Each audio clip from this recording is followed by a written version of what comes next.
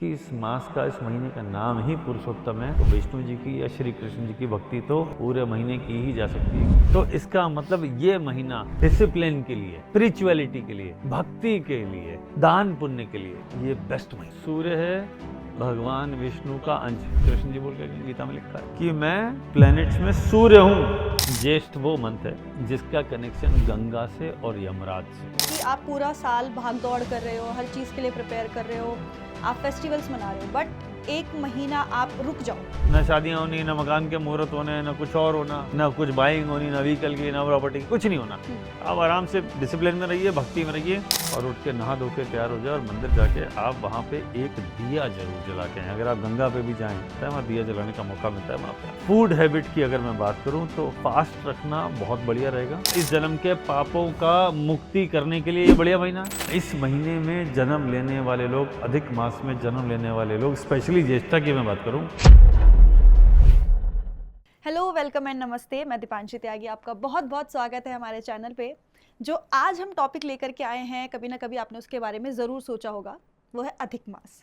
जी हाँ, western calendar में तो नहीं होता है, पर हमारे कैलेंडर में कैसे एक महीना एक्स्ट्रा जुड़ जाता है और क्या वो रेलेवेंस रखता है। और इस टॉपिक पे हमारे साथ बात करने के लिए हमारे साथ हैं एस्ट्रोलॉजर हरीश बग्गा जी, जो बताएंगे कि कैसे हम इस महीने में अपने आप को स्पिरिचुअली ग्रो कर सकते हैं, क्या करना है, क्या नहीं करना है, और जितने भी आपको इस अधिक मास को लेकर के जितने भी मिथ्स हैं उनको डिकोड किया जाएगा, क्या सही है, क्या गलत है, क्या आपको करना है, क्या नहीं करना है। और स्पेशली जो आपके पाप कर्म हैं, जो आपसे भूल चूक हो गई है, गलती हुई है, जाने अनजाने में जो भी आपसे पाप बने हैं, उनको कैसे दूर किया जा सकता है। जी हाँ, आपने सोचा होगा कि ये जो मंथ है वो बहुत नेगेटिविटी के साथ आता है, बहुत कुछ गलत होता है, बट ऐसा नहीं है।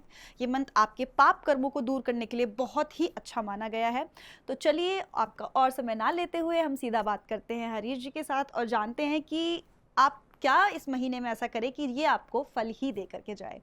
तो thank you so much sir कि आप हमारे साथ जुड़े, आपने अपना कीमती समय हमारे लिए निकाला, हमारे दर्शकों के लिए निकाला। आपका बहुत बहुत धन्यवाद। नमस्कार। अच्छा सर, एक जो बड़ा ही अलग कॉन्सेप्ट है जो मुझे खटकता है, मुझे लगता है बहुत सारी ऑडियंस को भी समझना है कि क्या उसके पीछे की मैथ्स है, क्या लॉजिक है। वेस्टर्न कल्चर और कैलेंडर में तो हमें देखने के लिए नहीं मिलता है। ये अधिक मास का जो कॉन्सेप्ट है, जो हमारे सनातन धर्म में है, कहाँ से ये आ गया अलग से उठ करके 13वां महीना, और कैसे ये पूरे साल भर में फिट भी हो जाता है कि 365 दिन में ही कवर भी हो जाता है, और पूरे वेस्टर्न का कैलेंडर और जो हमारा इंडियन कैलेंडर जो है, सनातन कैलेंडर जो है, वो भी पूरा मंथ क्लियर कर देते हैं, पूरा हो जाता है और एक भी दिन एक्स्ट्रा नहीं होता। मतलब हम 365 से एक दिन एक्स्ट्रा नहीं जाते हैं, साल उसी में कवर हो जाता है। ये पॉसिबल कैसे है? मतलब मैथ्स कहाँ पे लॉजिक खो बैठी है? ठीक है, तो इसको समझते हैं। आप एक कॉन्सेप्ट पे चलते हैं जी। सूर्य एक दिन में 1 डिग्री चलता है, अप्रोक्सीमेट बात करो, है ना। तो 360 डिग्री होती है, वो 365 दिन का साल होता है। वो उसकी कैलकुलेशन होती है, थोड़ा ऊपर नीचे दिन होता है तो वो कवर हो जाता है। 365 दिन होता है, हर चौथे साल लीप ईयर बनता है। ये वेस्टर्न कैलेंडर हो गया। जी। वो सूर्य ड्रिवन कैलेंडर है। हमारा जो कैलेंडर है वो मून ड्रिवन है। मून ड्रिवन कैलेंडर के हिसाब से अगर आप बात करेंगे तो तो हमारा साल खत्म होता है 354 दिन में। तो 365 में से 354 को आप माइनस कर लीजिए तो 11 दिन बचे, है ना। तो 11 दिन का मतलब हो गया कि हर 3 साल में मोटा मोटा 32-33 दिन ऐड हो जाएंगे अप्रोक्सीमेटली, अप्रोक्सीमेट बात करो। तो 32-33 दिन ऐड होगा, तो इसका मतलब आपका हर तीसरे साल के बाद इतना वेरिएशन आ जाएगा। उसको कवर करने के लिए, उस बैकलॉग को क्लियर करने के लिए, सारे सिस्टम को अलाइन करने के लिए, व्रत वार तिथियों को उसके हिसाब से अलाइन करने के लिए एक एक्स्ट्रा मंथ जोड़ दिया जाता है। अच्छा। हाँ, तो काउंटिंग तो 365 की रहती है, फाइनल फिगर तो आपका 365 ही रहा है। तो देखिए, जैसे क्या होता है, जैसे हम हिसाब बनाते हैं या जैसे बिजनेस में कोई बैलेंस शीट बनती है, तो कैरी फॉरवर्ड होता है, एक ब्रॉड फॉरवर्ड होता है, और एक जगह जाके सब 0-0 हो जाता है। तो वो एक इक्वल करने का साल होता है, तो वो हर चौथा साल होता है। तो अधिक मास आपको वहां फिट करता है। तो आपने नोटिस किया होगा कि आजकल हर त्योहार 2-2 दिन में आ रहा है, है ना। बीच बीच में बच रहा है, कभी कोई दोपहर में शुरू होता है, रात को। हाँ, कंफ्यूजन, बड़ा कंफ्यूजन रहता है। तो ये सारा अलाइनमेंट वापस ठीक हो जाएगा, क्योंकि त्योहार का सिस्टम पूरा से, तिथियां अलाइंड, वार अलाइंड, सारी चीजें नक्षत्र के हिसाब से सारी चीजें अलाइंड हो गई, वापस ये सिस्टम ठीक हो जाएगा। तो जो थोड़ा सा अलाइंड प्रॉपरली नहीं है, क्योंकि जो दिनों का फर्क आ गया है उसके हिसाब से अब ये अलाइन हो जाएगा वापस। तो ये अलाइनमेंट के लिए हर चौथा साल होता है, इसको अधिक मास, यानी इसमें एक एक्स्ट्रा मंथ होता है। अब अधिक मास का एक कॉन्सेप्ट और है, देखिए अधिक मास को मल मास भी बोलते हैं। हाँ। अच्छा नहीं मानते इसे, पहले तो इसी नाम से इसको बुलाया जाता था, मल मास, है ना। जी। मल मास का कॉन्सेप्ट ये है कि इसमें अच्छे काम नहीं किए जाते, खाली आप स्पिरिचुअलिटी भक्ति जो करना है कर लीजिए, लेकिन कोई अच्छे काम, किसी को शादी करनी है, किसी को गृह प्रवेश करना है, किसी को व्हीकल खरीदना है, प्रॉपर्टी खरीदनी है, तो ये उसके लिए, क्योंकि मल वर्ड यूज हो गया ना इसके आगे, तो इसको पोल्यूटेड मानते हैं कि ये अच्छा नहीं माना गया। तो इसलिए इसमें ज्यादातर इस तरह की चीजें नहीं होती, लेकिन हाँ स्पिरिचुअलिटी के लिए ये एक ठीक महीना होता है। तो इसलिए इस वक्त ज्यादातर आप नोटिस करेंगे मुहूर्त नहीं होंगे इन दिनों में, यानी शादियां जो भी बीच में चलेंगी फिर इस महीने में ऑफ रहेगी, उसके बाद कोई मुहूर्त नहीं है, उसके बाद फिर वापस ये सारी चीजें वापस ऑन ट्रैक शुरू हो जाएगी। अच्छा, इस जैसे आपने मल मास एक नाम बताया और अधिक मास तो है, इसके अलावा एक पुरुषोत्तम मास भी इसका नाम है, तो मतलब या तो हमने भगवान राम को पुरुषोत्तम कहा है, पर महीने को क्यों हमने पुरुषोत्तम कहा है, इसके पीछे का क्या स्टोरी है? देखिए अब हमारा जो सिस्टम है, वैदिक एस्ट्रोलॉजी का ले लीजिए, हमारे पंचांग रखने का सिस्टम ले लीजिए, या हमारा जो भी सिस्टम है, नक्षत्रों के नाम, राशियों के नाम, इसका कहीं ना कहीं सारा फाइनल कनेक्शन गॉड के साथ जाता है, भगवान के साथ सीधा कनेक्शन है। तो ऐसे ही महीनों के नाम में भी भगवान का ही कनेक्शन है। हर महीने का, जैसे आपने देखा होगा चैत्र, वैशाख, जेठ, आषाढ़, सावन, भाद्रपद, है ना, ये सारे महीने हैं, हिंदी नाम है इनके। तो इनका अब अच्छा ये जो नाम है, तो ये सब एक तो नक्षत्र के साथ अलाइंड है, चैत्र यानी चित्रा, वैशाख यानी विशाखा, सावन यानी श्रवण नक्षत्र, समझ गया। तो ये सारे नक्षत्र 27 नक्षत्र एक तो उनके नाम हो गए, एक तो ये कनेक्शन हो गया। दूसरा इनके देवी देवता है, और इन 12 की अगर आप बात करें तो सबके नाम भगवान विष्णु से कनेक्ट होते हैं। तो पुरुषोत्तम क्यों रखा गया, उसके पीछे की स्टोरी ये है कि माइथोलॉजी की स्टोरी है कि सारे 12 महीने थे, 12 महीनों के 12 नाम दे दिए गए, सारे नाम विष्णु जी के थे। अब ये एक एक्स्ट्रा महीना हो गया, तो इसका तो इसके हिसाब से कोई नाम ही नहीं हुआ, नामकरण ही रह गया। तो इस मंथ का जो देवता है वो परेशान कि यार मेरा तो कोई वली वारिस ही नहीं है, उसका देव ये, उसका देव ये, इसका देव ये, इसका देव ये, इसके देवता ये, इनके विष्णु जी के नाम, मैं कौन, अनाथ। हाँ। तो रोते हुए साहब विष्णु जी के पास पहुंचे। विष्णु जी के जब पास पहुंचे तो विष्णु जी मुस्कुराए, बोले ठीक है तो परेशान मत हो, तेरा नाम मैं मेरे नाम से सीधा कनेक्ट कर देता हूँ और सबसे अच्छा वाला नाम रखता हूँ। देखो बोलो मैं भगवान हूँ, और है ना, विष्णु जी तो साक्षात भगवान है। बिल्कुल। और जो पुरुष हैं तो पुरुषोत्तम, यानी पुरुषों में सबसे उत्तम पुरुषोत्तम, जो मेरा रूप था श्री राम जी वाला पुरुषोत्तम, है ना, पुरुषों में सबसे उत्तम, मैं तेरा नाम वही रख देता हूँ। इसलिए इस महीने को पुरुषोत्तम मास कहा गया, क्योंकि इसका कनेक्शन विष्णु जी ने डायरेक्ट अपना नाम, अपना जो बेस्ट वाला नाम जो भगवान राम के लिए इस्तेमाल किया गया था, और भगवान राम मर्यादा पुरुषोत्तम है जी।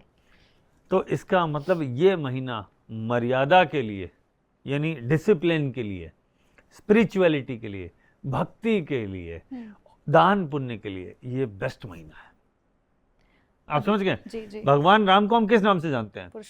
मर्यादा के लिए, कि उन्होंने सारे संस्कार, सारी मर्यादाओं का सबका और मर्यादा पालन करने के लिए सबसे इंपॉर्टेंट क्या? डिसिप्लिन। तो ये महीना किस लिए इंपॉर्टेंट है? बोला डिसिप्लिन। तो इसका की वर्ड क्या है? डिसिप्लिन। क्या आप उसमें डिसिप्लिन में रहिए, मर्यादा में रहिए, और स्पिरिचुअलिटी पे, भगवान के दिखाए रास्ते पे फोकस करिए। अच्छे काम को छोड़ना नहीं, ना शादियां होनी, ना मकान के मुहूर्त होने, ना कुछ और होना, ना कुछ बाइंग होनी, ना व्हीकल की, ना प्रॉपर्टी की, कुछ नहीं होना। आप आराम से डिसिप्लिन में रहिए, भक्ति में रहिए, फूड हैबिट्स को ठीक रखिए। वैसे भी तो इस बार ये वैसे भी ज्येष्ठ के महीने में पड़ रहा है। ज्येष्ठ का महीना एक ऐसा महीना होता है जब गर्मी अपने पीक पर होती है, एक्सट्रीम पर जाती है, एकदम हॉट टेम्परेचर एकदम बढ़ जाता है ना, weather outside is always hot. तो ये गर्मी का महीना है, तो इस वक्त गर्मी में वैसे भी फूड वैसे ही लिमिटेड हो जाता है, हमारे हो जाता है, फूड कम कंज्यूम करते हैं, कुछ कम, खाली वाटर इंटेक थोड़ा ज़्यादा रहता है। तो इस बार हालांकि उतना बुरा हाल नहीं होना चाहिए, क्योंकि प्लानिटरी आकाश में पोजीशन ऐसी है, बट ज्येष्ठ का महीना वैसे भी डिसिप्लिन का महीना, गर्मी के हिसाब से हीट वेव की वजह से वैसे ही रहता है, और इस बार एक्स्ट्रा मंथ है, तो ये चीज़ें होंगी। और वैसे भी जब एक्स्ट्रा मंथ होता है तो कोई एक मंथ अगर एक्स्ट्रा हो जाए तो पीछे वाले महीनों का भी थोड़ा सा अलाइनमेंट उनको रीअलाइन करना होता है। अच्छा। तो ये सिस्टम ऐसा है। तो हर 4 साल में आप देखिएगा वेदर थोड़ा सा शिफ्ट होता है क्योंकि एक एक्स्ट्रा मंथ बीच में ऐड हो जाता है ना। अच्छा, इससे पहले कभी ज्येष्ठ मन जो है वो अधिक मास में आया हो तो कुछ ऐसा देखने के लिए मिला या कुछ ऐसा अलग हुआ वर्ल्ड में या इंडिया में या लोगों के लाइफ में ऐसा कुछ इम्पैक्ट देखने के लिए मिलता है? ये स्पेसिफिक मंथ में आता है इसमें? देखिए, ज्येष्ठ का महीना अगर एक्स्ट्रा आ जाए तो उसका इम्पैक्ट एक्चुअली क्या होता है, आप एक बात समझिए। ज्येष्ठा नक्षत्र कहाँ पड़ेगा? स्कॉर्पियो राशि में।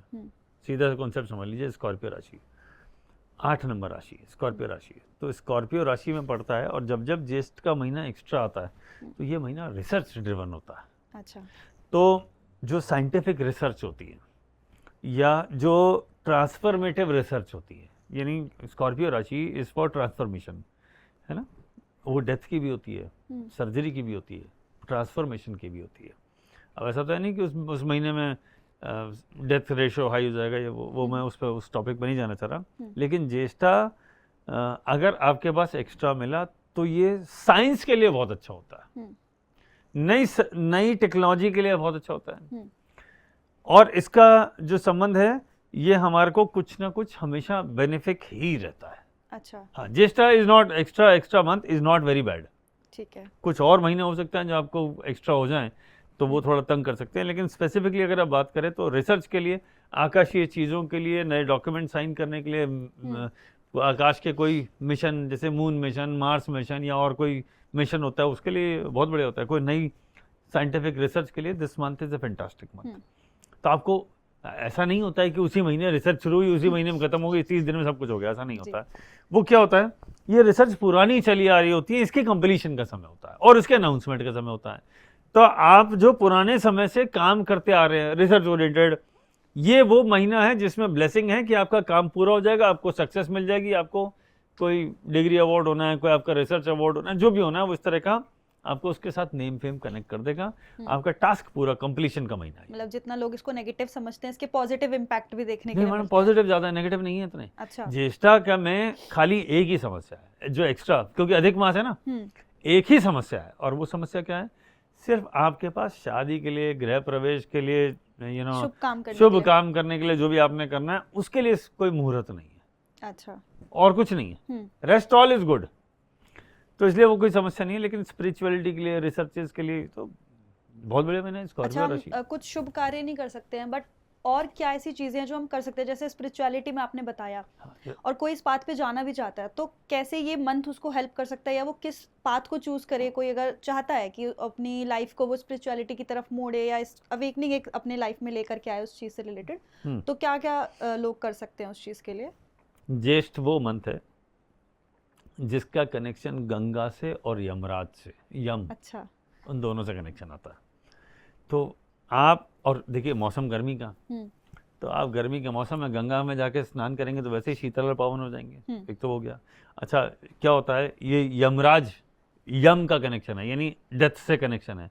तो आपके पूर्वजों को किसी की डेथ हुई है, आप गंगा पे जा ही रहे, तो वहाँ पे उनका पितरों के लिए कुछ करवा लीजिए, पिंडदान करवा लीजिए, उनके नाम से कुछ भक्ति करवा लीजिए, उनके नाम से कोई गंगा में जैसे अभी आप जाते हैं तो पानी लेके उनके नाम पे, पितरों के नाम पे जल का अर्पण कर लीजिए, पानी में खड़े होकर या नाभि तक खड़े होकर, पानी के बीच में खड़े होकर सूर्यदेव को हम जल देते हैं, पितरों के नाम का भी जल कर दीजिए, बहुत बढ़िया रहता है। तो बेसिकली क्योंकि 8 नंबर राशि है, 8 नंबर राशि में पड़ा ना ज्येष्ठा नक्षत्र, 8 नंबर राशि होती है डेथ और रीबर्थ। इस जन्म का खत्म होगा तभी अगला जन्म शुरू होगा, इतना है ना। अभी इस जन्म में कोई पैदा हुआ, दूसरा जन्म साथ साथ तो नहीं ले सकता, पैरेलल तो नहीं है, इट इज सिंगुलर, यानी सीक्वेंशियल है। तो इसका मतलब इस जन्म के बाद अगले जन्मों का, इस जन्म के पापों का मुक्ति करने के लिए ये बढ़िया महीना है। और ताकि अगले जन्म में आप पुण्य को ज्यादा कैरी करें। और गंगा स्नान के लिए गर्मी का मौसम है, बहुत बढ़िया चीज है, क्योंकि इसके कुछ ही समय बाद, 1-1.5 महीने बाद ही आप पीछे ले लीजिए, सावन आ जाएगा जी, और तो उसके बाद वो सावन शुरू हो जाएगा। तो ये महीना it is a good time. Spirituality, meditation, Ganga स्नान, पितरों का तर्पण, उसके लिए सब ठीक है, कोई प्रॉब्लम नहीं है। बढ़िया महीना। कुछ ऐसे खास उपाय हैं कि लोग करें तो अगर मान लो कुछ भी उनको लग रहा है कि जैसे लोगों के माइंड में मिथ्स हैं कि नेगेटिविटी है या फिर कुछ शुभ नहीं करो, गलती से कुछ कर लो तो मतलब कुछ ऐसा लॉस देखने के लिए मिल जाए, तो कुछ उसके लिए उपाय वगैरह हैं कि जो लोग कर सकते हैं इस महीने में? मैडम गलती से तो आप पहली बात तो ये समझ लीजिए कि कुछ अच्छा तो हमको करना ही नहीं है, मुहूर्त ही नहीं है। अगर है। कोई बिना मुहूर्त के कुछ कर रहा है जी। तो उसके लिए अधिक मास की क्या जरूरत है, वैसे ही उसको कुछ अच्छा नहीं मिलना। आप एक बात समझ लीजिए, बिल्कुल। मुहूर्त क्या होता है? मुहूर्त है आकाश में प्लैनेट की स्थिति, उस स्थिति के हिसाब से आपको एनर्जी मिलती है, एक पर्टिकुलर एंगल से आपके पास आती है। जैसे दोपहर में सूर्य सर के ऊपर होता है तो वहां से सीधी धूप की किरणें मॉर्निंग आती में हैं। आपको यूं सनलाइट आती है, जी। इवनिंग में यूं इस तरह की सनलाइट आती है। मॉर्निंग में यहाँ से आ रही है, इससे यहाँ वेस्ट से आ रही है, और दिन में सर पे, तो तीन तो एंगल यही हो गए। तो हर थोड़ी थोड़ी देर में एंगल चेंज होता रहता है ना। तो जिस जिस हिसाब से एंगल चेंज होता रहता है उसी हिसाब से सन की हीट वेव भी बढ़ती है, टेम्परेचर भी उसके हिसाब से बढ़ता है, और उसकी एनर्जी पॉजिटिव या नेगेटिव। जैसे सनसेट के समय सूर्य की नेगेटिव एनर्जी ज़्यादा होती है, गामा और इसकी ये जो किरणें होती हैं जी। है ना, ये थोड़ी ज़्यादा होती है सनसेट के टाइम, लेकिन सनराइज के टाइम वो सब दूर हो जाती है ना। तो इसका मतलब ये आपको ये समझना पड़ेगा कि ये जो मुहूर्त है इसका कनेक्शन इसी तरह के, खाली ये तो हम सुनने सूर्य की बात करें, जैसे चंद्रमा भी होता है, जैसे शुक्ल पक्ष का चंद्रमा पॉजिटिव माना जाता है, स्पेशली सप्तमी अष्टमी से लेके कृष्ण पक्ष की सप्तमी अष्टमी तक, क्योंकि चंद्रमा कम से कम आधा तो होता ही है, विच इज़ गुड। आधे से कम जो भी होगा वो अच्छा नहीं होगा, तो कृष्ण पक्ष को वैसे भी अच्छा नहीं माना, और उसके बाद भी अमावस्या के आसपास को नॉर्मली द्वितीय तृतीय तिथि या 13वीं 14वीं तिथि के आसपास, क्योंकि जहाँ चंद्रमा और अमावस्या के आसपास वाली तिथि में चंद्रमा बहुत वीक होता है, ठीक है, हम इसे अच्छा नहीं मानते। ऐसे ही मंगल देखते हैं, ऐसे ही बुध देखते हैं, ऐसे ही बृहस्पति शुक्र शनि ऐसे देखते हैं। तो ऐसे सारे प्लैनेट को देखा जाता है, तो उसके हिसाब से सब प्लैनेट के एंगल के हिसाब से एक तिथि बनती है, और उस तिथि की एक एनर्जी होती है, उस तिथि वार होता है, तिथि होती है ना, योगाज होते हैं, उसके हिसाब से पॉजिटिविटी होती है। जैसे आपने सुना होगा कि अमृत योग बना किसी पर्टिकुलर दिन, सर्वार्थ सिद्धि योग बना, है ना। तो ऐसे जब योग बनते हैं, जैसे गुरु पुष्य नक्षत्र हुआ, रवि पुष्य नक्षत्र हुआ, तो इस तरह के जो इनसे योग और ये सारे बनते हैं, तो वो एक पॉजिटिव एनर्जी लेके आता है। तो इस महीने के अंदर वो वाली पॉजिटिव एनर्जी नहीं है। अच्छा, आप कॉन्सेप्ट समझ लीजिए, नहीं है वो। और भी बहुत सारे दिन होते हैं जब नहीं होती है, इसमें ऐसा क्या स्पेशल है? इस पूरे महीने में एक भी नहीं है, यही स्पेशल है। बाकी एक महीने में कोई ना कोई 2-4 दिन तो अच्छे निकल ही जाते हैं, है ना। लेकिन इस वाले में तो एक भी नहीं है, जीरो है। और किसकी एनर्जी जीरो है? बोले सन की एनर्जी जीरो है, सबसे इंपॉर्टेंट सन की एनर्जी जीरो है। एक्स्ट्रा मंथ मीन्स सन का पॉजिटिव पॉइंट है जीरो, और सन तो राजा है। अगर राजा ने ही किसी मंथ में जीरो दे दिया, अब आप कहेंगे सूर्य ही क्यों? बोले इस महीने में संक्रांति नहीं आती, सूर्य का राशि परिवर्तन। बोले सब 30 दिन में सूर्य तो बदल जाता, नहीं, इसका कि ये संक्रांति के, इस संक्रांति के बाद उस संक्रांति के बीच में इसके दिन खत्म हो जाते हैं। तो इसका मतलब पिछले महीने में संक्रांति पड़ी, अगले में पड़ी, इसमें नहीं पड़ी, इसलिए एक्स्ट्रा मंथ है। और इसका जो चल रहा है उसको ज्येष्ठा पे कनेक्ट कर दिया, क्योंकि ज्येष्ठा के साथ ज्वाइंट में आ रहा है। आप कॉन्सेप्ट समझ गए? तो ज्योतिष के स्टूडेंट है वो कटक से समझ जाएंगे कि ये क्या संक्रांति है, नहीं, सन का ट्रांजिट एक राशि से दूसरी राशि में राशि परिवर्तन, वो संक्रांति बोलते हैं, सूर्य का मूवमेंट। तो इसमें सूर्य का मूवमेंट ही नहीं हुआ, तो जिस महीने में सूर्य का मूवमेंट ही नहीं हुआ, सूर्य ने फेवर ही नहीं किया, राजा ही साथ नहीं है, तो सब खत्म, क्या अच्छा काम रहेगा, है ना। तो इसलिए मना होता है। ऐसे और भी बहुत सारे दिन होते हैं जो अच्छे नहीं होते, लेकिन आपने कोई भी काम किसी मुहूर्त के सपोर्टिव नहीं है, आपने कर लिया, तो वैसे ही उसमें हर्डल्स आनी है, वैसे ही उसका पॉजिटिविटी कम हो जाएगा। और अगर इसमें हो गया तो वो थोड़ा और खराब। तो पॉजिटिव बात तो ये है कि कोई ऐसा उपाय नहीं हो सकता जो सूर्य को उस दिन पॉजिटिव कर दे। कैसे होगा? उस महीने में संक्रांति ही नहीं है। तो ज्योतिषी या एस्ट्रोलॉजर कोई कहे कि साहब मैं आपको कोई इसका एक स्पेशल उपाय देता हूँ, उस दिन आपका सूर्य पॉजिटिव हो जाएगा, कैसे संभव है? तुम सूर्य को पकड़ के इधर से उधर शिफ्ट कर दोगे क्या? इस तरह की है, मतलब ये थॉट भी कैसे आ सकता है किसी को? इसलिए ना ही करें। कुछ चीज़ों के से देखिए, आप एक बात समझ लीजिए, अपनी ऑडियंस के लिए भी एक बात कर रहा हूँ। देखिए, दो चीज़ें होती है। एक चीज़ ये होती है कि क्या करें जो हमारा फायदा हो, एक होती है क्या ना करें कि हमारा नुकसान ना हो। दोनों चीज़ होती है। क्या करें अगर आपने नहीं किया चलेगा, क्या ना करें अगर वो कर दिया प्रॉब्लम है, प्रॉब्लम आ जाएगी, बड़ी प्रॉब्लम है। जो मना था वो कर दिया, it is a bigger disaster than जो करना था वो आपने नहीं किया, चल छोड़, चलेगा, बिल्कुल है ना, कम से कम नुकसान तो नहीं है। तो इसमें ये काम ना करें, करेंगे तो नुकसान निश्चित है। अच्छा। ये कॉन्सेप्ट समझ लीजिए आप, छोटा छोटा रूल है ये, इसके हिसाब से समझ लीजिए बस। तो कोई मुहूर्त इसमें है ही नहीं। अच्छा, जैसे आपने बात करी कि स्पिरिचुअलिटी के लिए बहुत इंपॉर्टेंट मंथ है, और मैंने बहुत सारे से गुरुओं को और इस्कॉन से रिलेटेड लोगों को ये कहते देखा कि आप पूरा साल भाग दौड़ कर रहे हो, हर चीज़ के लिए प्रिपेयर कर रहे हो, आप फेस्टिवल्स मना रहे हो, बट एक महीना आप रुक जाओ और सिर्फ अपने ऊपर ध्यान दो, आप भगवान से कनेक्शन बिल्डअप करने में ध्यान दो। तो इसके पीछे कोई स्टोरी है या फिर ये कहीं सुनी बातें, और इनको मतलब भगवान को एक कनेक्शन, लोगों को भक्ति की तरफ बढ़ाने के लिए, या सिर्फ इस तरह की स्टेटमेंट्स दी जाती है? नहीं नहीं मैडम, इसका भक्ति की तरफ ले जाने के लिए कोई ऐसा स्टेटमेंट दिया गया है या वो नहीं है। आप एक बात समझिए कि महीना तो ये खराब ही था, आप बात समझ लीजिए, महीना तो ये खराब ही था।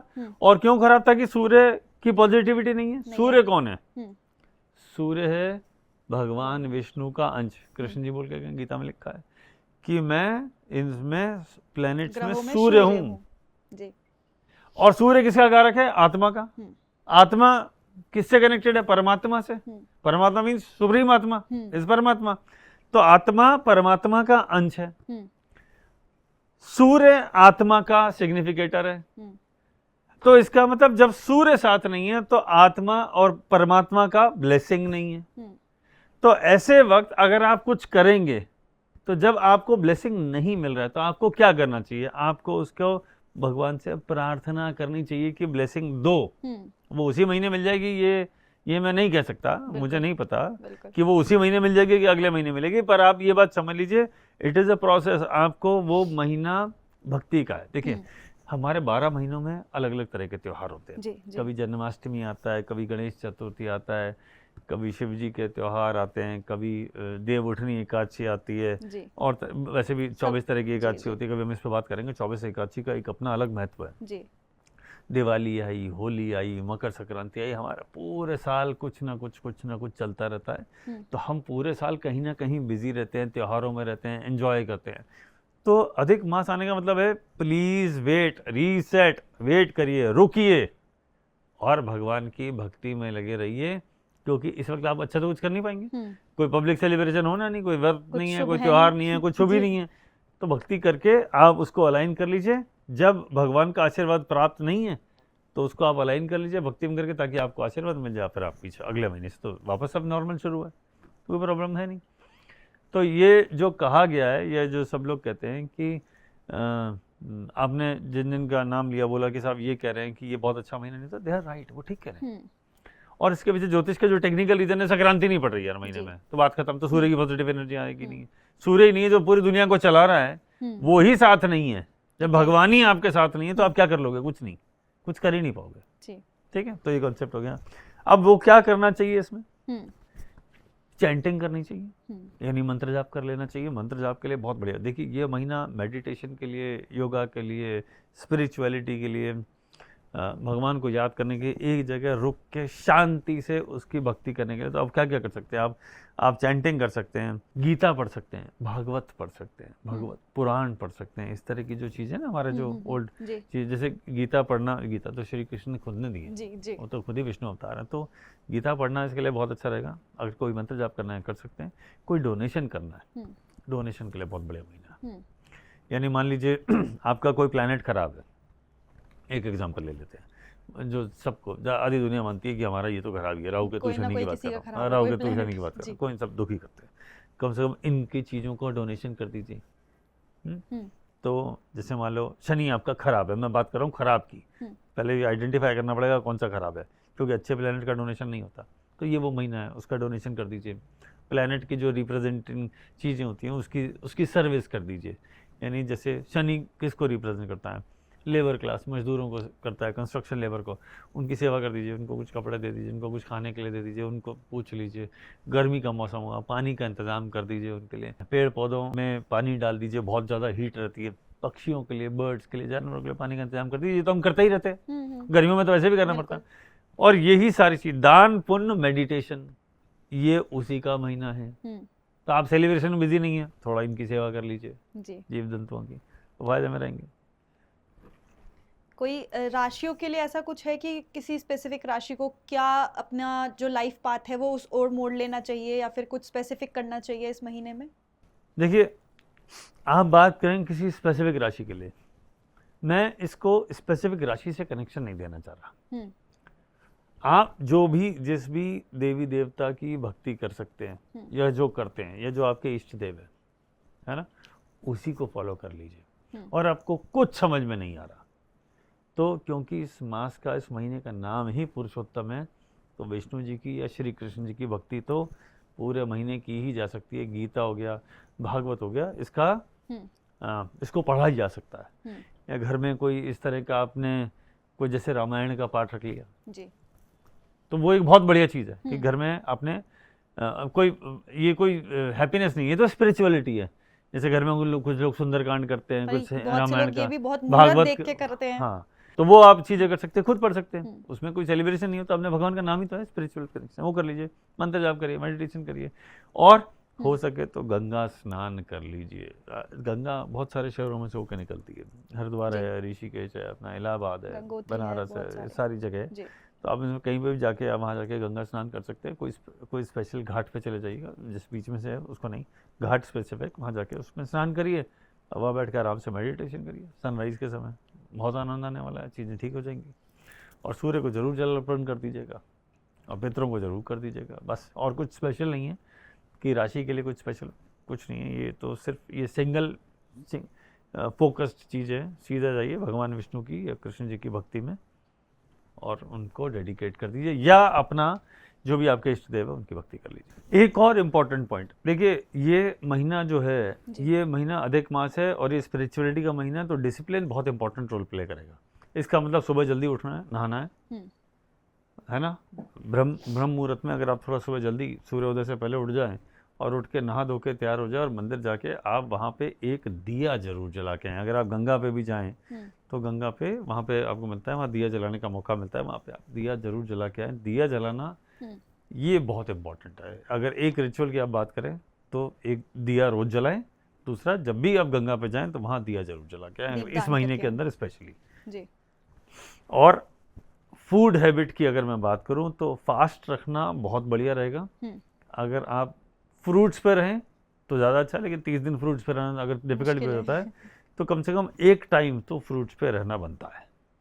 एक तो वेदर कंडीशन भी ऐसा होगा, अधिक मास भी है, ये स्पिरिचुअलिटी का है। आपको कुछ व्रत वगैरह रखेंगे भगवान के नाम पे, देवी देवताओं के नाम पे, भगवान के नाम पे आप कोई व्रत रखेंगे तो उस वक्त थोड़ा सुनवाई जल्दी हो जाती है। और दिया जलाने से आपकी ज़िंदगी में जो अंधेरे हैं उसमें रोशनी आ जाती है। ऐसा हम ऊपर वाले से रिक्वेस्ट करते हैं और ब्लेसिंग इस महीने में मिलना ही है।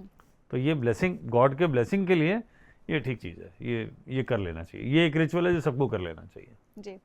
अच्छा, जैसे अभी नेगेटिव पॉजिटिव्स पे हमने बात करी है, तो जैसे जिन लोगों का बर्थ होगा इस मंथ में, तो क्या ऐसा कुछ है कि कोई दोष उनको लगेगा या फिर अच्छा कुछ रहने वाला है, ऐसा कुछ रहेगा? देखिए, जिसका जन्म इस महीने में होगा, इस महीने में मुहूर्त अच्छा नहीं है, लेकिन वो आपके त्योहारों के लिए, व्रत के लिए, गाड़ी खरीदने के लिए, घर खरीदने के लिए और शादी करने के लिए उसका मुहूर्त अच्छा नहीं है। लेकिन किसी के जन्म से इसका कोई कनेक्शन है या बहुत बढ़िया मुहूर्त उसका नहीं होगा, उसकी जिंदगी में बहुत ज्यादा स्ट्रगल होगा, मेरा ऐसा बिल्कुल मानना नहीं है। क्योंकि बाकी सारे प्लैनेट भी तो हैं भैया, एक खाली सूर्य थोड़ी है, और भी तो प्लैनेट हैं, 8 प्लैनेट भी तो हैं, वहाँ की स्थिति ठीक है। एक पॉइंट। दूसरा पॉइंट, तो जन्म का कनेक्शन ये, हाँ, इस महीने में जन्म लेने वाले लोग, अधिक मास में जन्म लेने वाले लोग, स्पेशली ज्येष्ठा की मैं बात करूं तो ये थोड़े नॉर्मल लोगों से ज़्यादा स्पिरिचुअल होते हैं। अच्छा, ये एक ब्यूटी है, पॉजिटिव ही हाँ। बात है। तो ये स्पिरिचुअल महीना स्पिरिचुअलिटी का है। उसी बीच में आपने जन्म हुआ जब चारों तरफ स्पिरिचुअलिटी का एनर्जी है, दान का, पुण्य का, स्पिरिचुअलिटी का, भगवान का, गीता का, भागवत का, जब ये सारी चीज़ें चल रही है। महीना ज्येष्ठा का जिसमें खुद गंगा अवतरित हुई जी, है ना, और यमराज का कनेक्शन, यमराज का कनेक्शन, तो पास्ट लाइफ कनेक्शन। तो अगर आपका इस महीने में किसी का जन्म हो रहा है तो वो ओवरऑल स्पिरिचुअलिटी के हिसाब से तो बहुत बढ़िया है, तो उसमें कोई चैलेंज नहीं है। अच्छा, जन्म की बात हुई, अगर मृत्यु किसी की इस महीने में होती है तो क्या मोक्ष मोक्ष का चांसेस बढ़ जाता है? हाँ, मोक्ष का चांसेस बढ़ जाता है। इसका अच्छा। मतलब ये नहीं है कि पूरी जिंदगी आपने गलत काम ही किए, है ना, हमेशा जी। कुछ क्राइम ही करते रहे, कुछ पाप ही करते रहे, लोगों को सताते रहे, तंग करते रहे और इस महीने डेथ होगी सीधा मोक्ष मिलेगा, ऐसा कुछ नहीं है। हाँ। हाँ, लेकिन अगर आप अच्छे कर्म करते आए हैं तो यहाँ पे ये महीना पाप मिटाने वाला महीना है, यानी पापों का नाश करने वाला है। इसका मतलब अगर इस महीने में अगर किसी की डेथ होती है तो उसके चांसेस बढ़ जाते हैं कि उसको गॉड से या अच्छे लोक में उसको मिल जाए, इसके चांसेस बढ़ जाते हैं। देखिए, जन्म और मृत्यु किसी के हाथ में नहीं है, बिल्कुल किसी के हाथ में नहीं है, इस पे डायरेक्ट कंट्रोल भगवान का है। मृत्यु पे तो आप बिल्कुल सोच ही नहीं सकते, जब जहां जिसका समय आ गया, किसी भी एज ग्रुप में हो, कोई फर्क नहीं पड़ता। और आपने नोटिस किया होगा, अभी पीछे कोविड गया, जब महामारियां फैलती हैं तो करोड़ों लाखों करोड़ों लोग एक साथ मरते हैं। अभी हमने 5 साल पहले कोविड में देखा ही है, ठीक है। एक और इम्पॉर्टेंट पॉइंट, हमने एक बीच में सवाल मुझसे पूछा था कि इसमें नेगेटिव क्या है, तो हाँ, इसमें नेगेटिव ये है, एक ही चीज़ नेगेटिव है, इसमें कोई ना कोई बीमारी फैलती है। अच्छा। हाँ, तो कोई लेकिन मैंने ये पैंडेमिक? नहीं, मैंने कोई पैंडेमिक नहीं है, कोई ऐसा वाला नहीं है जी। लेकिन बीमारी फैलती है। एक तो मौसम भी गर्मी का होता है, जो बीमारियां वो होती है जो फूड से रिलेटेड होती है ना, तो उस तरह की बीमारियां फैलती है थोड़ा सा।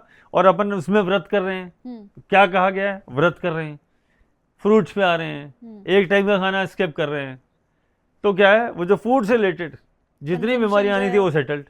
तो आप जब यहाँ पे इस वक्त बीमारियों का वो होता है आउटबर्स्ट, अब आउटबर्स्ट का मतलब प्लेग ही नहीं फैलेगा या कोविड ही नहीं होगा, किसी को बुखार हुआ, जैसे हीट वेव्स हुई तो बहुत सारे लोग अचानक सबको बुखार होना शुरू हुआ, फूड हैबिट्स ठीक रहे, वाटर इनटेक ठीक रहे तो ठीक रहेगा, तो ऐसा प्रॉब्लम नहीं है, इसलिए कहा गया है। तो ये जो उपाय है ना, ये एक्चुअली जितने उपाय, एक तो स्पिरिचुअलिटी का कनेक्शन है, दूसरा आपकी बॉडी का अलाइनमेंट है, प्रैक्टिकल अलाइनमेंट है विद वेदर कंडीशंस। तो जितने भी उपाय हमारे में बने हैं, चाहे व्रत के हों, चाहे दान के हों, चाहे त्योहार के हों, ऑफरिंग्स के हों, है ना, जानवरों के लिए कुछ करना हो, किसी पक्षियों के लिए कुछ करना हो, जो भी कुछ करना हो, इन सबका कनेक्शन स्पेसिफिकली एनर्जी के साथ कनेक्टेड है। तो इस तरीके से ताना वाना इस तरीके से बुना गया है त्योहारों का, मुहूर्त का, त्योहारों का, पॉजिटिव नेगेटिव एनर्जी का, और उसके हिसाब से किए गए उपायों, दानों, व्रत, इन सब का ऐसा सिस्टम बनाया है हमारे पूर्वजों ने जो एकदम साइंटिफिकली प्रूवन है। हमारी सिस्टम, हमारी बॉडी, हमारी लाइफ के लिए इम्पॉर्टेंट है, जिसमें वो चाहते हैं कि हम अच्छे काम अच्छे समय पर करें, खराब समय को वेस्ट ना करते हुए भगवान की भक्ति में लगाएं, उस वक्त परेशान ना हो, बीमारियों का समय होगा, फूड हैबिट्स अलाइन करें, बॉडी के सिस्टम को अलाइन करें। देखिएगा, आप नोटिस करिएगा, मैं आपको एक एग्जांपल देता हूँ। देखिए, जब ये गर्मी आती है उससे पहले चैत्र नवरात्र आता है।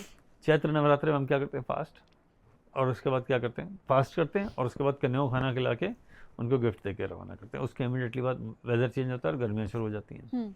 अच्छा, उससे पहले सर्दी आने से पहले क्या होता है, शारदीय नवरात्र आते हैं, फिर वो 9 दिन की स्टोरी है, वो 9 दिन आप व्रत करते हैं, उसके बाद अपना दशहरा मनाते हैं, सेलिब्रेशन शुरू हो जाता है, आपकी बॉडी पूरा अलाइन हो जाती है। ये दोनों चीज़ें अलाइन हो गई, तो हर वेदर के बड़े शिफ्ट के बीच में आपको सबसे पहले डिटॉक्स या फास्टिंग के थ्रू डिटॉक्स किया जाता है। आजकल की टेक्नोलॉजी को यूज़ करते हैं, फास्टिंग एंड डिटॉक्स, है ना, तो बॉडी को अलाइन किया जाता है फॉर नेक्स्ट मूव। ठीक है, सावन का महीना और भाद्रपद का महीना, स्पेशली बात करूँ तो सावन के महीना, सावन के महीने में कहा जाता है भैया एकदम सात्विक रहना है, एक टाइम खाना खाना है, फ्रूट्स पे रहना है। क्यों रहना है, क्योंकि उस वक्त बारिश का मौसम होता है, मच्छर बहुत होते हैं, आप बाहर खाना खाने जाएंगे, पानी में मच्छर कहीं सब जगह, तो वो सब वेस्टेज होता है। तो अगर आप ऐसा कुछ खाना कंज्यूम कर लेंगे बीमार हो जाएंगे जी। तो वो क्या कहा गया है, सावन का मौसम है, व्रत करिए, भगवान की भक्ति में रहिए, शिव जी के को प्रसन्न करिए, सावन है, ठीक है। तो ये सारे जितने भी वेदर चेंजिंग कंडीशन, जब है बारिश का हो गया, गर्मी का हो गया, सर्दी का, 3 बड़े वेदर कंडीशन है, तीनों से पहले 2 काम किया गया, एक डिटॉक्स करने के लिए और बॉडी को अलाइन करने के लिए फास्टिंग, व्रत, और खाने को लिमिटेड कर दिया गया। इसका मतलब यह है कि खाने से भी बीमारियां आती हैं, ये सब उनको शुरू से पता था। हम तो आज बात कर रहे हैं, उनको तो कब से पता था। इसी के हिसाब से व्रत और त्योहार बनाए गए, प्लान्ड सिस्टमेटिक चीजें, देखिए आप, और फसलें भी उसी के हिसाब से अलाइंड है। आप देखिए, सर्दी की ऋतु में सारी जो फसलें आती हैं वो आती हैं जिसमें जो लिक्विड बेस्ड है, जिसमें वो क्या कहते हैं, संतरा हो गया, गाजर हो गया, जिसमें रस निकलते हैं जिसके ना, वो आपकी बॉडी को रिजुविनेट करते हैं, इसलिए सर्दी का मौसम बहुत अच्छा माना गया। आपने उससे पहले बॉडी को अलाइन किया, नवरात्रि का व्रत किया, सारी चीज़ें करी, तो हमारे ऋषि मुनि पुराने लोग इतने ज़्यादा इंटेलिजेंट थे कि उनको ये सब पता था कि आगे वाली generation, 20 generation, 30 generation, 50 generation, 100 generation के बाद लोग क्या करने वाले हैं। तो उन्होंने सिस्टम, व्रत, त्योहार ही, रिचुअली ही ऐसे डिज़ाइन कर दिए कि जाओ तुम, कि आप भूल भी जाओ तो भी आपको एक अलाइनमेंट में ही एक अलाइनमेंट चलना पड़ेगा। उन्होंने डिसिप्लिन दे दिया कि आप इसको फॉलो करते चलिए, खुश रहिए, मस्त रहिए, स्वस्थ रहिए। ये तो बहुत खूबसूरती है सनातन धर्म की कि इतना प्रैक्टिकली उसका हर त्योहार कह लीजिए या फिर कोई भी ऐसी तिथि है, उसके पीछे कोई ना कोई एक प्रैक्टिकल रेलेवेंस है। और आपने जिस तरह से समझाया और जिस तरह से ये स्टोरी बताई, वो बहुत ही, मुझे लगता है इजी वर्ड्स में बहुत गहरी बात आपने बोली और हर किसी को समझ आई होगी। बहुत सारी चीज़ें मुझे भी नहीं पता थी अधिक मास के बारे में, आज बहुत कुछ जानने के लिए मिला। तो पहले तो थैंक यू सो मच कि आपने इतनी इजी लैंग्वेज में, इतने अच्छे वर्ड्स में हम लोगों को ये सारी चीज़ें समझाई। आई होप कि हमारी ऑडियंस को अधिक मास के जितने भी कॉन्सेप्ट थे सब क्लियर हुए होंगे, क्या करना है, स्पेशली क्या नहीं करना है वो क्लियर हुआ होगा। तो थैंक यू सो मच कि आपने अपना कीमती समय निकाला हमारे लिए। जय श्री राम। जय श्री राम।